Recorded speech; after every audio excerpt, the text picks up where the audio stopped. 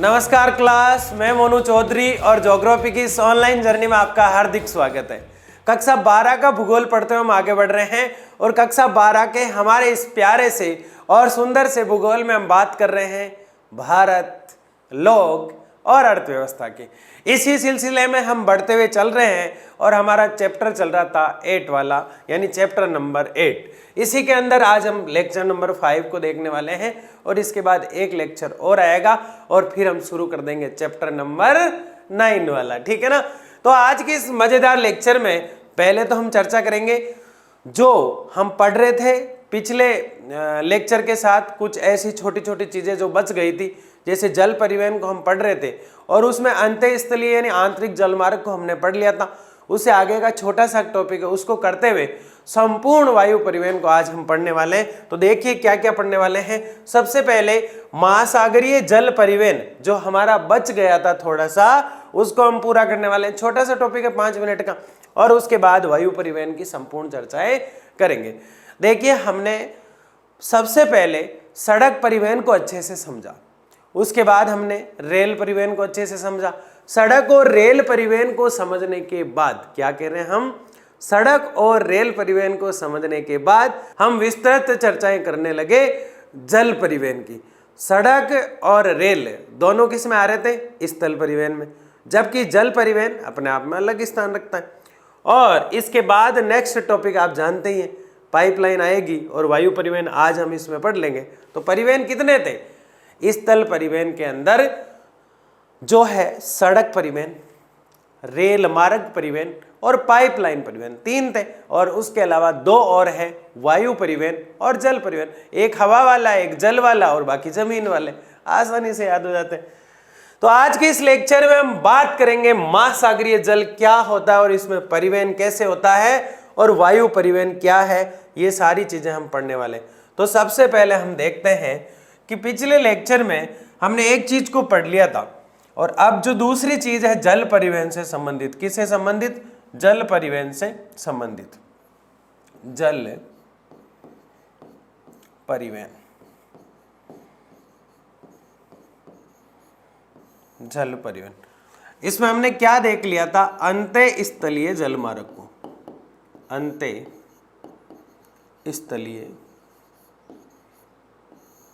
जल मार्ग को, इसको हम पढ़ चुके थे। अंतःस्थलीय जलमार्ग को क्या आता था इसके अंदर, अंतःस्थलीय जलमार्ग के अंदर नहरें, झीलें, पश्च झीलें लिखा हुआ था वहां, झीलें, नदियों में परिवहन, मतलब छोटी छोटी झीलों में, छोटी छोटी नदियों में, बड़ी बड़ी नदियां भी हो सकती है, उनके अंदर, झीलों के अंदर, नहरों के अंदर, नावों के अंदर हम नाव में बैठकर एक स्थान से दूसरे स्थान पर जाते हैं, यानी हम परिवहन करते हैं। तो उसको क्या कहते हैं, अंतःस्थलीय। इसे हम आंतरिक भी कह रहे थे, इसे हम क्या कह रहे थे, आंतरिक, इस नाम से भी इसे हम जान रहे थे, आंतरिक जल परिवहन। तो ये तो जल परिवहन का पहला रूप था जिसको हम डिटेल से पढ़ चुके थे, क्योंकि ये संपूर्ण जल परिवहन का मात्र 1% था। और इसमें जो मेन चीज हमने पढ़ी थी वो 5 जल मार्ग थे। क्या थे, 5 जल मार्ग। एक एक को बहुत डिटेल से हमने जाना, समझा, और आपको याद भी होगा कि ब्रह्मपुत्र पर कौन सा है, गंगा, भागीरथी, और अन्य नदियों पर कौन सा है, असम में कौन सा है और केरल में कौन सा है तट पर। 5वां जो जलमार्ग है वो कहाँ से कहाँ तक है, आपको याद भी हो गए होंगे। तो ये अंतःस्थलीय हम पढ़े थे पिछले लेक्चर में। लेकिन आज के इस लेक्चर में हम पढ़ेंगे महासागरीय जलमार्ग, जो सिर्फ महासागरों में चलते हैं, महासागरीय जलमार्ग। इसमें सिर्फ महासागर में चलेंगे। किस में चलेंगे, महासागर में। यानी मोस्टली इसके अंदर आ जाएंगे आपके बंदरगाहों को हम देखेंगे कि कौन सा बंदरगाह कहाँ है, किस प्रकार है, मतलब छोटा सा टॉपिक है। और उसके बाद हम शुरू कर देंगे वायु परिवहन को। किसको शुरू कर देंगे, वायु परिवहन। और इसमें मोस्टली हमें देखने पड़ेंगे एयरपोर्ट, जो आपको याद करने में आने वाला है जोर। और किसमें जोर आया था, वो जो रेलवे के जोन याद किए थे 18, उसमें जो रहता ना, तो आज वायु परिवहन के जो एयरपोर्ट जो है वो याद करने में हमें क्या आएगा, जोर। तो शुरू करें इस लेक्चर को मजेदार तरीके से। महासागरीय जल का परिवहन कहाँ होगा बताओ। ये देखो हमारा बहुत प्यारा सा, बहुत सुंदर सा, ये हमारा दक्षिण भारत। कौन सा भारत है ये? दक्षिण भारत। आप सब जानते हैं कि हमारे दक्षिण भारत में ये जो सीमा है, ये वाली, ये भाई साहब देखो कितनी प्यारी सी सीमा है ना। ये जो प्यारी सीमा है मेरे गुलगुले, इसको हम कहते हैं तटीय। इसको हम क्या कहते हैं? तटीय सीमा। तटीय सीमा, ठीक है। और ये जो क्षेत्र है बीच का, इसको हम कहते हैं पठारी भाग। पठारी भाग, ये तो हम जानते हैं। तटीय भाग, या इस जगह है अरब सागर। कौन सा सागर? अरब सागर। और इस अरब सागर में है 36 द्वीप, जिस पे 11 द्वीप पर मानव रहता है। मानव रहता है। यह है अपनी बंगाल की खाड़ी। कौन सी खाड़ी? बंगाल की खाड़ी। और इसके क्या खास बात है, यहाँ 572 द्वीप है। कितने द्वीप हैं? 572 द्वीप, जिसमें से बहुत बड़े बड़े द्वीप है, जिसमें एक का नाम है लिब्रिंथ, एक का नाम है रिची। यहाँ भी अच्छे अच्छे द्वीप है, आप याद रखें। अरब सागर में ये सब कहाँ है? बंगाल की खाड़ी में, ठीक है। यहाँ भी अच्छे अच्छे द्वीप है, जिसमें आपने नाम सुना होगा लक्षद्वीप। एक यहाँ द्वीप है मिनिकॉय। मिनिकॉय। और यहाँ से, इन द्वीपों से, इस तटीय क्षेत्रों से, इन क्षेत्रों से भारत का शुरू हो जाता है क्या? महासागरीय परिवहन। क्या शुरू हो जाता है? महासागरीय परिवहन। क्योंकि ये पूरा जो आपको नीचे दिखाई देता है, ये पूरा क्षेत्र भारत के नीचे, ये पूरा का पूरा आप याद रखें। मैं यहाँ लिख देता हूँ, बीच में ब्लैक लिख देता हूँ इसको, हिंद। भारत का नीचे का क्षेत्र क्या है? हिंद महासागर का क्षेत्र है।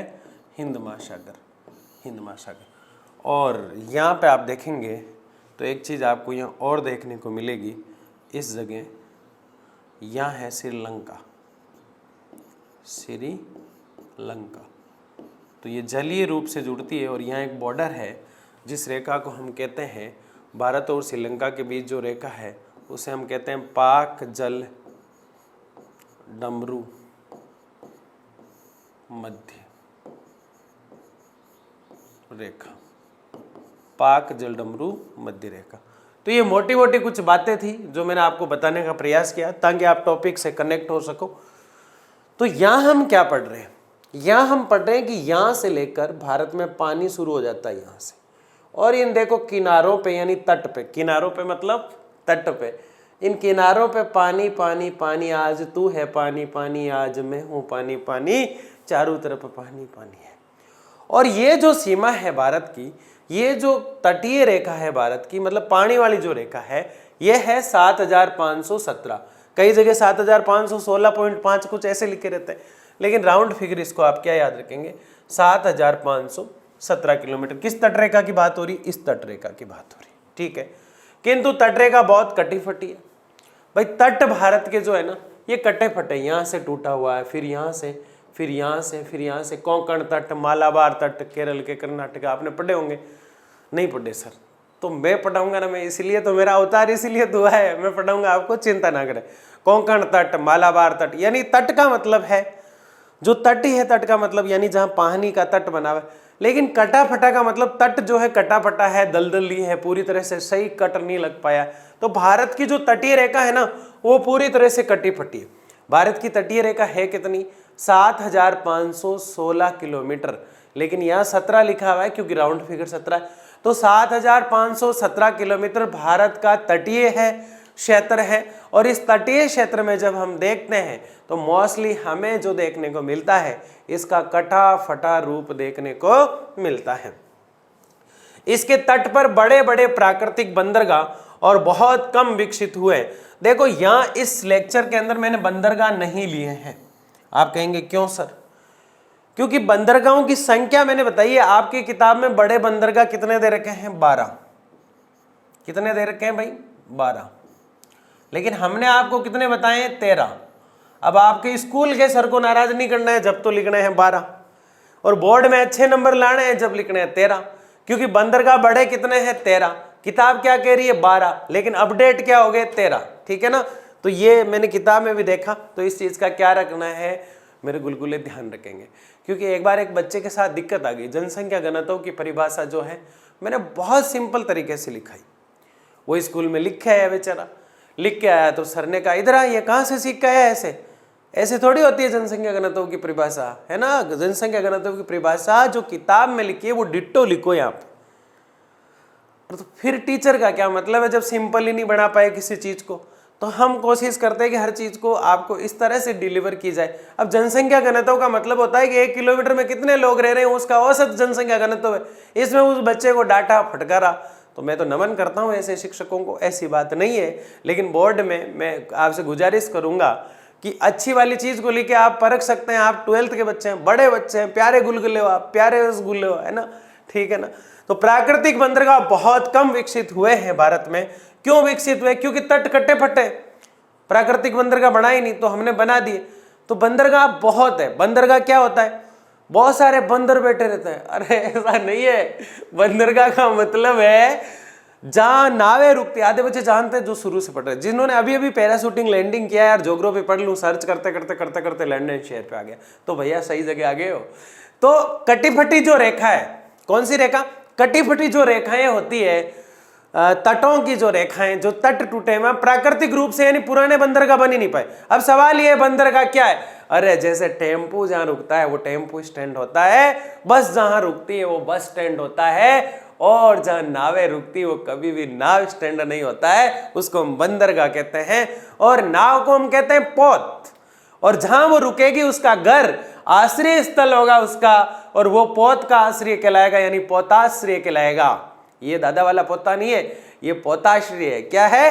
पोताश्रय। तो बंदरगाह आप समझ गए ना? तो पूरा प्राचीन रूप से बंदरगाह कम बने, लेकिन धीरे धीरे बंदरगाह होने लग गए डेवलप, भारत में बनने लगे, बंदरगाह बनाने लग गए हम। बंदरगाह काडला जैसे बंदरगाह भी भारत में देखने को मिलते हैं। तो ऐसे ढेर सारे बंदरगाह जो है हम अगले चैप्टर में देखेंगे। क्यों? क्योंकि वहां भी कुछ ऐसी अंतर्राष्ट्रीय व्यापार जैसी बातें हम करने वाले हैं। तो अंतर्राष्ट्रीय व्यापार किससे होता है? इस बात को ध्यान से सुनना, अगला चैप्टर इससे इंटरलिंक है। जैसे खनिजों से उद्योग इंटरलिंक था, इंटरलिंक था या नहीं था, वैसे ही अगला चैप्टर पूरा इस पर, वो लास्ट चैप्टर है हमारा। देखो 2 चैप्टर बीच में हमने छोड़े थे, उनको भी हम कराएंगे, ऐसी बात नहीं आप कहेंगे तो, लेकिन लगभग कोर्स होने वाला है। तो वो जो चीजें हैं उसके अंदर भी हम बंदरगाह देखेंगे। तो वायु परिवहन के एयरपोर्ट जो है, बताओ मुझे इंटरनेशनल व्यापार किससे होता है? अंतर्राष्ट्रीय व्यापार। अब भाई अपना पास का व्यापार तो हम ऐसे ही कर देते हैं, दीवार के ऊपर से फेंक देते हैं, ये ले मैं आपको आलू भेज रहा हूं, आप मुझे मिर्ची भेज दो, इधर से मैं आपको शक्कर भेज रहा हूं, चीनी भेज रहा हूं, आप मुझे गुड़ भेज दो। अंतर्राष्ट्रीय व्यापार में ऐसा नहीं होता दीवार के ऊपर से, है ना? या तो एरोप्लेन से ले जाना पड़ेगा, तो वायु परिवहन, और या फिर जलीय माध्यम से ले जाना पड़ेगा, तो बंदरगाह का प्रयोग, नाव का प्रयोग। तो बंदरगाहों की बेसिक चर्चा तो हम यहाँ कर रहे हैं, लेकिन बंदरगाह याद करेंगे अगले चैप्टर में, और वायु परिवहन की पूरी चर्चा और बंदरगाह हम यहाँ याद कर रहे हैं, तो इसका मतलब वहां में याद नहीं करना पड़ेगा। ये 2 चैप्टर है, बात समझे? वायु परिवहन पूरा हम यहाँ पढ़ रहे हैं, तो अगले चैप्टर में नहीं पढ़ रहे हैं। मैं बता दूंगा कि इस टॉपिक को हम पढ़ चुके हैं। समझ गए पहली बात। दूसरी बात, बंदरगाहों की बात जो है हम थोड़ी थोड़ी इसमें कर रहे हैं, बाकी डिटेल से अगले चैप्टर में कर रहे हैं, और अगला चैप्टर लास्ट चैप्टर है। ठीक है, देखिए आगे। इसके तट बड़े ही कटे पटे हैं। भारत में 13 बड़े बंदरगाह है और 185 छोटे छोटे छोटे छोटे गौण है। क्या है? गौण। ये दोनों संख्या याद रखें। आपकी किताब में 12 है, कोई मेरे ऊपर ऐसे ब्लेम नहीं करे यार सर ऐसे क्या करते हो, आपको 12 भी 13 दिखाई देता है क्या? आगे देखिए, बड़े बंदरगाहों की देख रेख प्रबंधन का कार्य केंद्र सरकार करती है। भाई बड़े वालों का तो केंद्र ही करेगा, राज्य के कहां बस की बात है, केंद्र सरकार करेगा। बड़े बड़े जो बंदरगाह है, बड़ी बड़ी जो नावें हैं भाई साहब, उनकी देखरेख कौन करता है सर? उनकी देखरेख करता है केंद्र सरकार। कौन सी? सेंटर की, गवर्नमेंट। छोटे छोटे छोटे छोटे छोटा छोटा कान्हा कृष्ण गोपाल, यानी छोटे वाले जो बंदरगाह है उसकी देखरेख कौन करेगी? अरे अपनी केंद्र सरकार, अपना राज्य है ना। लालू प्रसाद यादव कर देगा, ममता बनर्जी कर देगी, अशोक गहलोत कर देगा, कमलनाथ कर देगा, मतलब ये मुख्यमंत्री के नाम बताए मैंने आपको ना। अरविंद केजरीवाल कर देगा दिल्ली वाले के, छोटे वाले के, ठीक है ना। लेकिन सेंटर की तो सेंटर ही करेगा भाई साहब, दूसरा कोई टच नहीं कर सकता उसे, ठीक है। अर्थव्यवस्था की दृष्टि से देश के अन्य परिवहन साधनों की तुलना में महासागरीय परिवहन का विशेष महत्व तो सबका है। ये लाइन तो आपको सब में चिपका देनी है। कैसे चिपकाओगे? अर्थव्यवस्था की दृष्टि से अन्य परिवहन के साधनों में महासागरीय परिवहन का विशेष महत्व है। अगर हम वायु परिवहन पढ़ेंगे तो क्या लिखेंगे? अर्थव्यवस्था के देश के अन्य परिवहन के साधनों की तुलना में वायु परिवहन का महत्व विशेष है। अगर हम रेल परिवहन पढ़ रहे हैं तो यहां हम लिखेंगे रेल परिवहन का महत्व विशेष है। अगर हम सड़क परिवहन पढ़ रहे हैं तो यहां लिखेंगे सड़क परिवहन का महत्व विशेष है।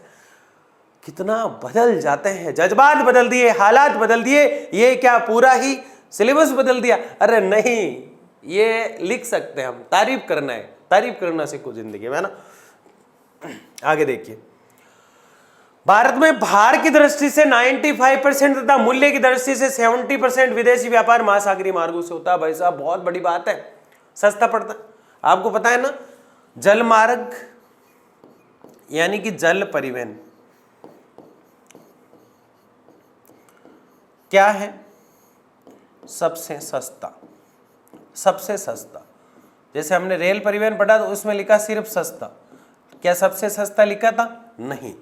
वायु परिवहन में हमने क्या लिखा था? देखो रेल तेज चलती है, मतलब तीरुगामी लिख दिया हमने, लेकिन अगर मैं लिखूं वायु परिवहन में तो इसमें लिखूंगा सबसे तीरू, यानी सबसे तेज चलने वाला, सबसे तीरू। बताओ एरोप्लेन से ज्यादा बुलेट ट्रेन चलती है क्या? फास्ट नहीं चलती ना। तो ये दोनों चीजें आपको याद रखना है, बहुत इंपॉर्टेंट है। तो भारत में 95% मूल्य की दृष्टि से और 75% विदेशी व्यापार किससे होता है? किससे होता है बताओ? नावों के द्वारा होता है। पूरा इस पे टिका हुआ है। नाव बहुत जरूरी है, बहुत पुराने समय से चली आ रही है, लेकिन भारत में सूद ली नाव के बारे में 1986 में जब जाके एक बोर्ड बनाया गया, इसके बारे में, इसके विकास की बात की गई, इसके संरक्षण की बात की गई। भारत थोड़ा लेट समझता है। इसके नियमित रूप से इसको चलाने की बात की गई, है ना। इसके आदि चीज़ें इसको डेवलप करने की बात की गई, तो ये धीरे धीरे चला, ठीक है ना। इन मार्गों का उपयोग देश की मुख्य भूमि तथा द्वीपों के बीच परिवहन के लिए भी होता है। ये मार्ग जो होते हैं मुख्य भूमि तथा द्वीपों के बीच, अब देखो, अभी कुछ देर पहले हमने एक डायग्राम बनाया था, मैं बैक लिख के चलता हूं आपको। ये देखो, अब जैसे ये लिब्रिंथ द्वीप है, इस लिब्रिंथ वाले को और इस रिची द्वीप वाले को, जो अरब सागर में है, ग्रेट निकोबार के पास है, तो ये लिब्रिंथ और रिची द्वीप वाले को बताओ कि यहाँ राजस्थान आना है या फिर मान लो यहाँ गोवा आना है, तो ये कैसे आएंगे? यहाँ से नाव से आएंगे भाई, सीधा इस तट पे, और यहाँ से बस पकड़ लेंगे, टेम्पो पकड़ लेंगे, कोई लिफ्ट दे देगा आपका जैसा, ठीक है ना। तो ये आराम से पहुंच जाएंगे। बहुत आसान और सिंपल है, बहुत आसान और सिंपल है। बताओ समझ में आया कि नहीं आया? बिल्कुल आ गया। जैसे यहाँ मिनिकाय द्वीप है, लक्षद्वीप है, लक्षद्वीप से कोई आना चाहता है, यहाँ पे लक्षद्वीप लिखा हुआ वहां है, तो यहाँ से कोई आना चाहेगा इधर घूमने के लिए, तो वो भी किससे आएगा? नाव से। इसलिए क्या लिखा है? इसलिए देखो क्या लिखा था, आगे बढ़ते हैं, क्योंकि हमने पीछे आके देखा है इसको। कहाँ थे? यहाँ थे क्या?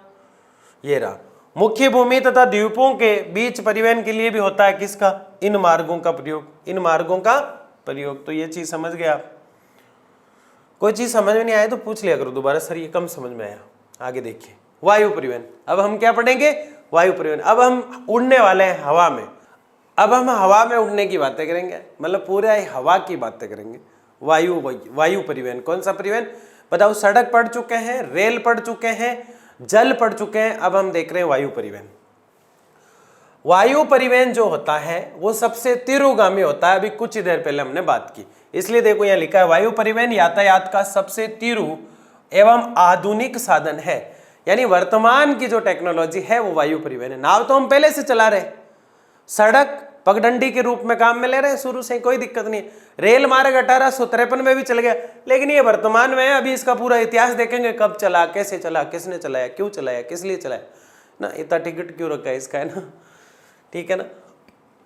बताओ एक ऐसा टॉपिक लाऊं कि ट्रेन में कौन सा पेट्रोल प्रयोग होता है कि डीजल प्रयोग होता है, ट्रेन इसके अंदर वायुयान के अंदर क्या चीजें प्रयोग होती है, इसमें क्या डलता है, कैसे क्या भारत का परिवहन चलता है। इंटरेस्टिंग टॉपिक लाए क्या, बताना मुझे, लाए कि नहीं लाए।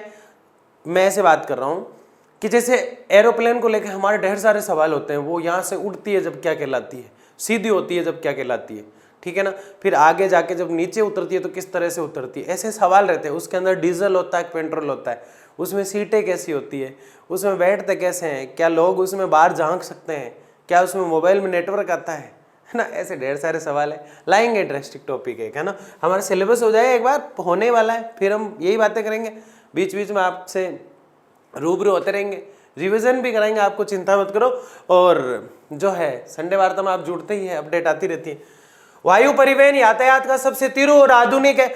भारत जैसे विशाल देश के लिए उपयोगी जरूर है, लेकिन संसाधन एवं धन की कमी के कारण इसका पर्याप्त विकास नहीं हो पाया। भारत बेचारा गरीब कैसे रह गया। कभी कभी तो हम कहते हैं हम विकसित है, अपने आप को विकसित मान ले रहे, जबकि विकासशील है। भारत विकासशील है, विकसित नहीं है। लेकिन आधे लोगों को पता नहीं, विकसित मान लेते, विकसित नहीं हुए अभी हम। देखो लिखा है साफ साफ, कभी तारीफ कर देते, कभी दुखी हो जाते हैं। सर क्या करते रहते हो, है ना। भारत जैसे विशाल देश के लिए उपयोगी जरूरी है, लेकिन संसाधन एवं धन की कमी के कारण इसका पर्याप्त विकास नहीं हो सका है। भारत में वायु परिवहन की शुरुआत बहुत लेट हुई भाई, है ना। ऐसे 3 पांखड़े पंखुड़ियां जो है दिखती है ना जब आप एरोप्लेन में जाते हैं, है ना, नीचे से देखते हैं मतलब, है ना। तो 1911 में भारत में वायु परिवहन की शुरुआत हुई। कितनी लेट, अभी ज्यादा बड़ी बात है ही नहीं। देखो 110 साल पहले, मतलब आजाद होने वाले थे जब तो भारत में वायु परिवहन चला। बड़ी विडंबना की बात है। उससे पहले किससे आते थे? नाव से। तो सबसे पुराना कौन है? नाव, ठीक है ना। सबसे सस्ता कौन है? नाव, यानी जल परिवहन, ठीक है ना। तो वायु परिवहन मतलब एरोप्लेन की जो शुरुआत है वो कब हुई?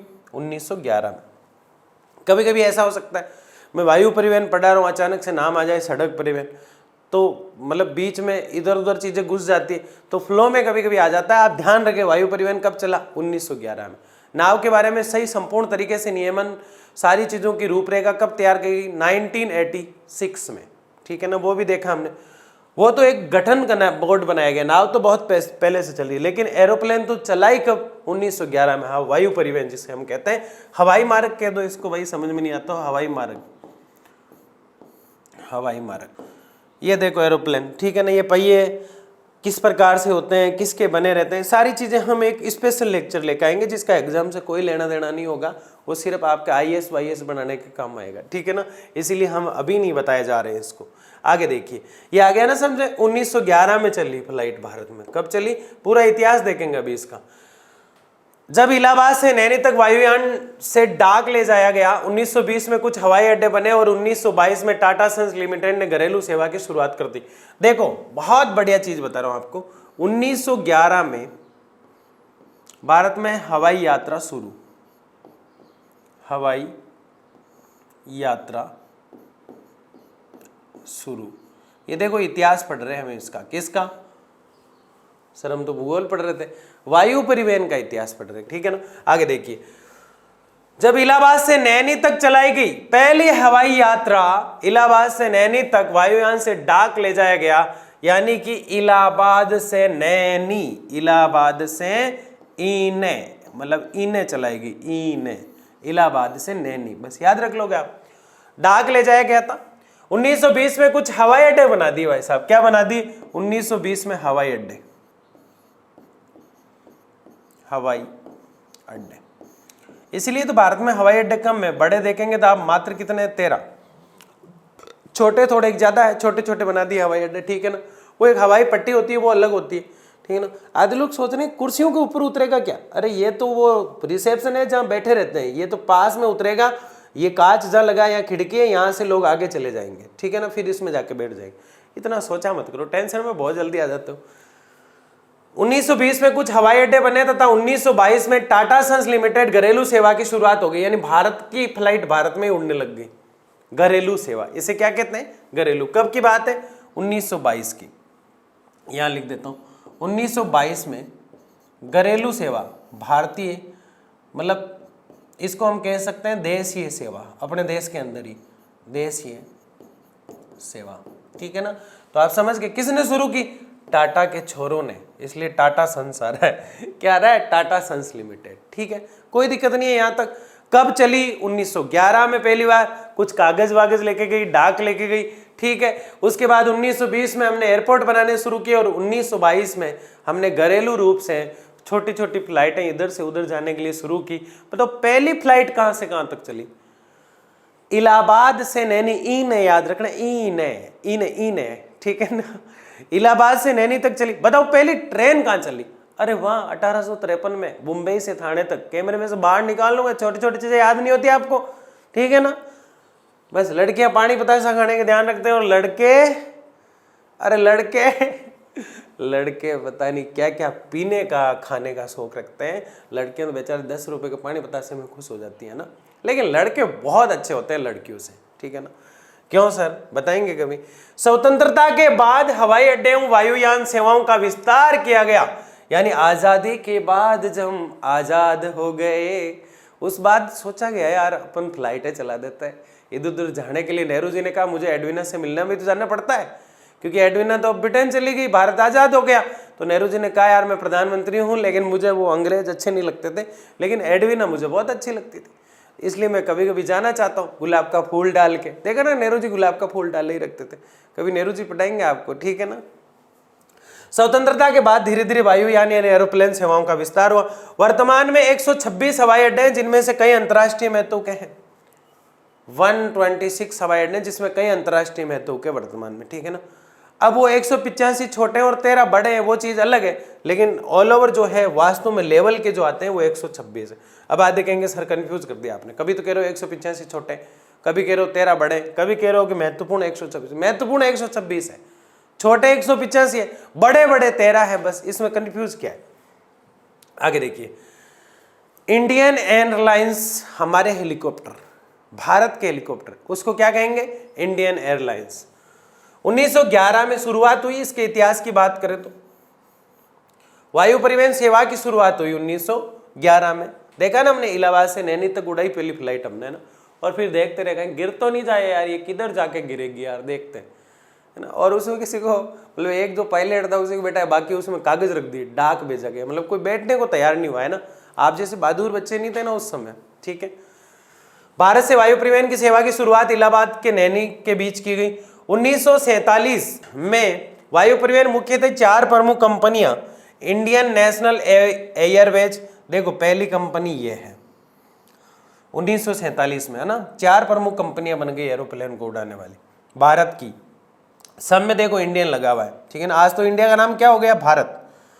इंडियन नेशनल एयरवेज ये पहली है आपकी, ठीक है। दूसरी टाटा सन्स लिमिटेड, ये आपकी दूसरी है। और तीसरी एयर सर्विसेज ऑफ इंडिया, ये आपकी तीसरी है। और चौथी डकन एयरवेज द्वारा उपलब्ध कराई गई। कैसे याद रखोगे, एक तो अपने देश के नाम पर ही है इंडियन नेशनल एयरवेज, एक टाटा के नाम पे, दूसरी एयर सर्विसेज ऑफ इंडिया के नाम से, और तीसरी डक्कन एयरवेज द्वारा। तो डक्कन और टाटा को याद कर लो, बाकी तो भारत के नाम पे ही है, इंडिया के नाम पे ही, तो आसानी से याद हो जाती है कि नहीं हो जाती है, बिल्कुल हो जाती है। तो यह है भारतीय इंडियन एयरलाइंस का इतिहास, जो अभी शुरू हुआ, आगे और है। 1951 में 4 और कंपनी आ गई भारत में, एक का नाम, ये 5वीं होगी वैसे तो, 5 6 Kalinga airlines, aviation limited airlines, Himalayan Airways India, ये हो गई 7 और ये हो गई 8। अब आप कहेंगे कैसे सर, 4 तो पहले ही थी टाटा वाली वो सारी, 4 और बन गई, तो और बन गई तो 8 हो गई ना, क्योंकि यहां तो लिखा है 4 और कंपनियां 1951 में। बताओ पहले कंपनियां कब बनी थी?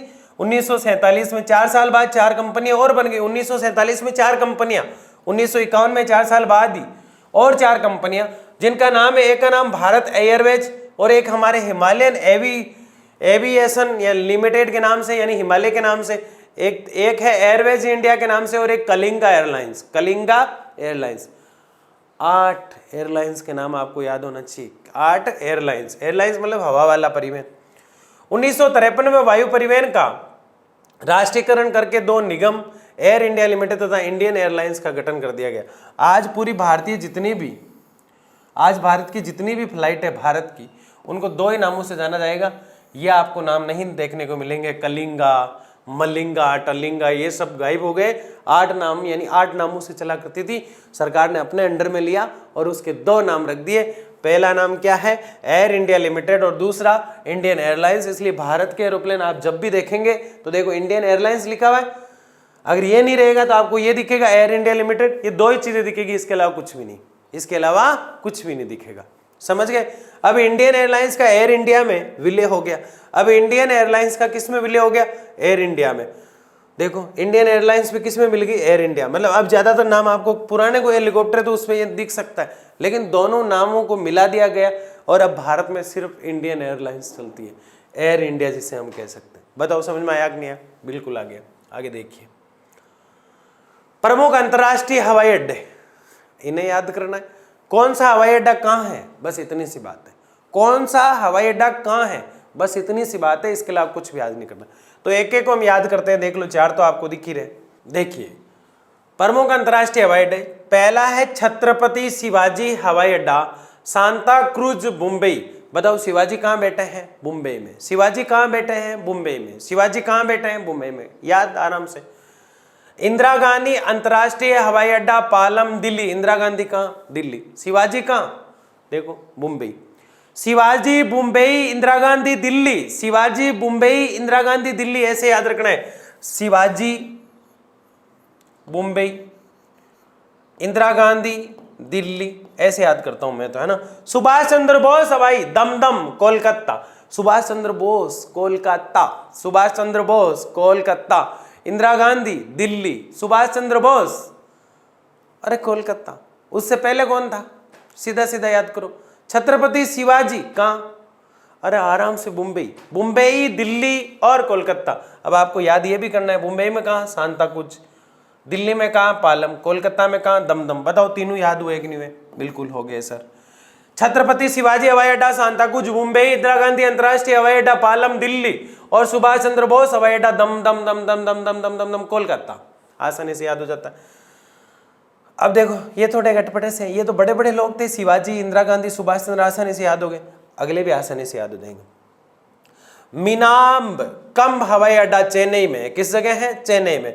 अब इसके बारे में डिटेल भी आपकी इच्छा हो तो याद करना, लेकिन मीनाम्बकम नाम से ही लग रहा है चेन्नई में होगा, ठीक है ना, क्योंकि चिंगू मिंगू, चांग चिंगू जैसे नाम दिखाई दे रहे हैं यहाँ पे। इसका मतलब ये नहीं कि ये चाइना है। स्थित इस हवाई अड्डे के घरेलू एवं अंतर्राष्ट्रीय टर्मिनलों का नामकरण से तमिलनाडु के प्रमुख मुख्यमंत्रियों के कामराज CN अन्नादुराई के नाम पर रखा गया।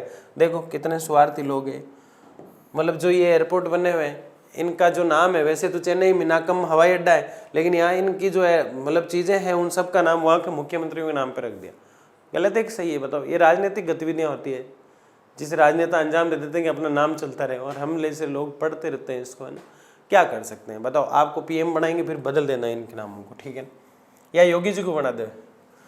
5वां श्रीनगर अंतर्राष्ट्रीय हवाई अड्डा, पीछे वाला चेन्नई वाला है ना, एक शिवाजी वाला, एक इंदिरा गांधी वाला, और ऐसे ही पढ़ते हुए हम आगे जा रहे हैं। और अब जो आया है हमारे पास श्रीनगर अंतर्राष्ट्रीय हवाई अड्डा, जो श्रीनगर में होगा। फिर आता है 6 नंबर पे श्री गुरु रामदास जी अंतर्राष्ट्रीय हवाई अड्डा, राजा सांसी, अमृतसर, पंजाब में है। देखो गुरुद्वारे का नाम आ गया है ना, पगड़ी वाले बाबा का नाम आ गया, सत श्री अकाल की भाजी का नाम आ गया, यानी कि रक्षा के प्रतीक जिन्हें माना जाता है उन सिखों का नाम आ गया, गुरु रामदास का नाम आ गया, तो अपना पंजाब आ जाएगा। अमृतसर का स्वर्ण गोल्डन टेम्पल मंदिर का नाम तो आपने सुना ही होगा। गोल्डन टेम्पल मंदिर यानी स्वर्ण मंदिर कहाँ है बताओ? अमृतसर में है, बहुत प्यारा सोने का मंदिर है भाई साहब, कभी जाना आप, स्वर्ण मंदिर। तो पंजाब का नाम आसानी से याद हो जाए, ये आसानी से याद हो जाएंगे, आपको कोई दिक्कत नहीं। इस हवाई अड्डे का नामकरण सिखों के चौथे गुरु श्री रामदास जी के नाम पर किया गया। रामदास जी कौन है? सिखों के चौथे गुरु है। कितने गुरु है ये? 4 नंबर वाले गुरु। सिखों के बहुत से गुरु हुए, उनमें 4 नंबर वाले हैं, ठीक है ना। चंडीगढ़ अंतर्राष्ट्रीय हवाई अड्डा, भारतीय वायुसेना चंडीगढ़ के हवाई अड्डे में ही नागरिक उड्डयन क्षेत्र विकसित किया गया। चंडीगढ़ का भारतीय सेना के लिए ज्यादा काम में लिया जाता है चंडीगढ़ हवाई अड्डा। 7 याद करा चुका हूं आपको मैं, ठीक है। ये देखो सेना खड़ी है यहाँ पे, चंडीगढ़ हवाई अड्डा ऐसा दिखता है। आगे देखिए, 7 याद हो गए। 8वां जोली ग्रांट हवाई अड्डा, देहरादून उत्तराखंड। ग्रांट उत्तराखंड, ग्रांट उत्तराखंड, एक जैसी टून आ रही है ना, ग्रांट उत्तराखंड, ऐसे याद रख लेना इसको। चौधरी चरण सिंह अंतर्राष्ट्रीय हवाई अड्डा, लखनऊ उत्तर प्रदेश। चौधरी चरण सिंह प्रधानमंत्री भी रहते हैं। अंतर्राष्ट्रीय हवाई अड्डा ये भी लखनऊ उत्तर प्रदेश में। कौन से हवाई अड्डे पढ़ रहे हैं हम? अंतर्राष्ट्रीय लेवल के। कितने थे? 13। किताब में कितने? 12। फिर 13 क्यों? देख लेना, अभी 13 बताऊंगा आपको। लाल बहादुर शास्त्री अंतर्राष्ट्रीय हवाई अड्डा, बाबतपुर वाराणसी उत्तर प्रदेश। यानी बहादुर, लाल बहादुर शास्त्री, भाई साहब क्या टॉप के व्यक्ति थे लाल बहादुर शास्त्री, है ना। इनके नाम पे जो हवाई अड्डा कहाँ है? उत्तर प्रदेश में। और उत्तर प्रदेश में किसका था? चौधरी चरण सिंह का, है ना। तो लाल बहादुर शास्त्री और चौधरी चरण सिंह दोनों प्रधानमंत्री, दोनों के हवाई अड्डे उत्तर प्रदेश में। 10 याद हो गए? नहीं हो गए? बिल्कुल हो गए, ये आपको याद हो गया। अब आप कहेंगे सर आप 13 बता रहे हो, यहाँ तो 14 है, तो एक और बना रहा है, ये मतलब चल रहा है रनिंग। 11 जयप्रकाश नारायण अंतर्राष्ट्रीय हवाई अड्डा, जयप्रकाश नारायण के नाम पे अंतर्राष्ट्रीय हवाई अड्डा पटना बिहार में। बिरसा मुंडा आदिवासी व्यक्ति था ये। अंतर्राष्ट्रीय हवाई अड्डा रांची झारखंड में। कहाँ है? झारखंड में। जयपुर अंतर्राष्ट्रीय सांगानेर एयरपोर्ट कहते हैं इसको, ये जयपुर में, ये देखो सांगानेर लिखा हुआ अभी। महाराणा प्रताप घरेलू हवाई अड्डा, ये घरेलू में आ गया। किस में आ गया? घरेलू। अब समझ गया आप, वो सब किस में थे? 13 अंतर्राष्ट्रीय। ये तो मैंने आपको इसलिए कराया महाराणा प्रताप, क्योंकि महाराणा प्रताप आन बान शौर्य त्याग और बलिदान की मूर्त महाराणा प्रताप की बात हम कर रहे हैं, इसलिए मेरे से रहा नहीं गया, मैंने बता ही दिया कि घरेलू भी एक महाराणा प्रताप के नाम पे, जबकि इनके नाम पे तो इंटरनेशनल एयरपोर्ट होना चाहिए। मतलब बहुत बड़ी बात है। आगे मतलब जब हल्दीघाटी युद्ध चल रहा था ना, आगे नदियां पड़ी अपार, घोड़ा कैसे उतरे पार, राणा ने सोचा इस पार, तब तक घोड़ा था उस पार। देखो सुनिएगा, हल्दीघाटी का जब युद्ध हुआ तो महाराणा प्रताप के घोड़ा जो चेतक था उसके पैर में लग गई, मतलब पैर टूट सा गया। 3 पैरों पे वो दौड़ता हुआ, जब बनास नदी जो टोंक के अंदर है राजस्थान में, उसको जब क्रॉस करना था, तब मतलब आगे नदियां पड़ी अपार, मतलब बड़ी बड़ी नदी है आगे, आगे नदियां पड़ी अपार, घोड़ा कैसे उतरे पार, राणा सोच रहा था इस पार, जब तक चेतक था उस पार। जोश और जुनून बढ़ जाता है जब महाराणा प्रताप के चेतक की और महाराणा प्रताप की बात चलती है। तो ये घरेलू है, बाकी सब जो हमने देखे हैं वो इंटरनेशनल एयरपोर्ट है। 13 के 13 बताओ याद हुए कि नहीं हुए? छत्रपति शिवाजी कहाँ है? इंदिरा गांधी के नाम पर कहाँ है? चौधरी चरण सिंह के नाम पर कहाँ है ना। बहादुर शास्त्री के नाम पर कहाँ है? बिरसा मुंडा के नाम पर कहाँ है? सारे बड़े बड़े लोगों के नाम पर हैं, आपको याद कर लेना। 2 तो यूपी में है, दोनों प्रधानमंत्री होंगे।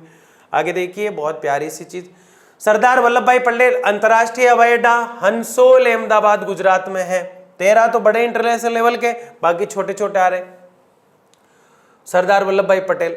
राजा भोज अंतर्राष्ट्रीय हवाई अड्डा गांधीनगर भोपाल से 15 किलोमीटर दूर मध्य प्रदेश में है। देवी अहिल्याबाई होलकर हवाई अड्डा कहाँ है? मध्य प्रदेश में। अहिल्याबाई के नाम पर बनाया गया है, ठीक है ना। होलकर हवाई अड्डा इंदौर मध्य प्रदेश में, ठीक है ना। राजा भोज के नाम पर भी बनाया गया है। स्वामी विवेकानंद अंतर्राष्ट्रीय हवाई अड्डा माना रायपुर छत्तीसगढ़ में है। कहाँ है? स्वामी विवेकानंद हवाई अड्डा माना रायपुर 36 में। बड़े कितने हैं? 13। छोटे कितने हैं? ढेर सारे। लेकिन हम कौन से पढ़ रहे हैं? बड़ों के साथ जो बहुत मोस्ट इंपोर्टेंट है उन सारों की बात हम कर रहे हैं। लोकप्रिय गोपीनाथ बोरदोलाई अंतर्राष्ट्रीय हवाई अड्डा बोरजर गुवाहाटी असम में है। बिजू पटनायक अंतर्राष्ट्रीय हवाई अड्डा भुवनेश्वर उड़ीसा में है। आगे देखिए, भारत रत्न बाबा साहब, ये तो बहुत प्यारी चीज है भाई, इनके नाम पे तो पहले ही हवाई अड्डा होना चाहिए था। डॉक्टर BR अम्बेडकर, भारतीय संविधान के जादूगर, पिता, सब कुछ माने जाते हैं अम्बेडकर, यानी भीष्म पिता। अम्बेडकर अंतर्राष्ट्रीय हवाई अड्डा नागपुर महाराष्ट्र में है। गोवा अंतर्राष्ट्रीय हवाई अड्डा डाबोलिम वास्को डिगामा गोवा। देखो अभी भी इस वास्को डिगामा क्षेत्र का नाम बदल नहीं सकते क्या हम, लेकिन अभी तक नहीं बदला गया। इस विदेशी का नाम क्यों? ठीक है ना, फिर भी याद कर लो क्या है। केम्पेगौड़ा अंतर्राष्ट्रीय हवाई अड्डा देवन हेली बेंगलुरु से 40 किलोमीटर दूर, 23 याद कर चुके हम। 24 राजीव गांधी अंतर्राष्ट्रीय हवाई अड्डा। सर इतने फास्ट चल रहे हो, क्या करना चाह रहे हो? 13-14 तो याद कर ही लो ना कम से कम, ठीक है ना। राजीव गांधी अंतर्राष्ट्रीय हवाई अड्डा शमशाबाद हैदराबाद से 22 किलोमीटर दूर स्थित तेलंगाना में है। कोची अंतर्राष्ट्रीय हवाई अड्डा नेदुम्बाशेरी कोची से 30 किलोमीटर दूर केरल में है। त्रिवेंद्रम अंतर्राष्ट्रीय हवाई अड्डा तिरुवनंतपुरम केरल में है। वीर सावरकर अंतर्राष्ट्रीय हवाई अड्डा पोर्ट ब्लेयर अंडमान निकोबार में है। पोर्ट ब्लेयर अंडमान निकोबार की राजधानी है, वहां पे है। तो इसका मतलब द्वीपों पे सिर्फ नाव ही नहीं जाती है, मतलब एरोप्लेन भी जाती है। अंडमान निकोबार क्या है? द्वीप है, जहां हमने लिब्रिंथ, लिच्ची ये सब देखे थे ना, ग्रेट निकोबार वाला क्षेत्र। तो ये एयरपोर्ट है भारत में। तो एक एक चीज को हमने देखा। मोस्टली आपको ये याद रखना है कि जल परिवहन कहाँ है और किस प्रकार से डेवलप हुआ, वायु परिवहन कैसे चला, उसका इतिहास क्या है, इंडियन एयरलाइंस और एयर इंडिया लाइंस क्या है, और कितने एयरपोर्ट है, किस प्रकार से हैं और कितने महत्वपूर्ण है, आदि चीज़ों को। मतलब 13 तो बड़े हैं और बाकी 185 गौण है। 113 तो हमने देखे ही है सारे, लेकिन इसके साथ हमने वो भी देखे हैं जो गौण यानी छोटे हैं, समझ गए। इसके साथ ही ये जो लेक्चर है इसमें हमने काफ़ी चीज़ों को जान लिया। अब एक छोटा सा लेक्चर और आएगा अगली क्लास के साथ ही। तब तक के लिए जय हिंद, जय भारत।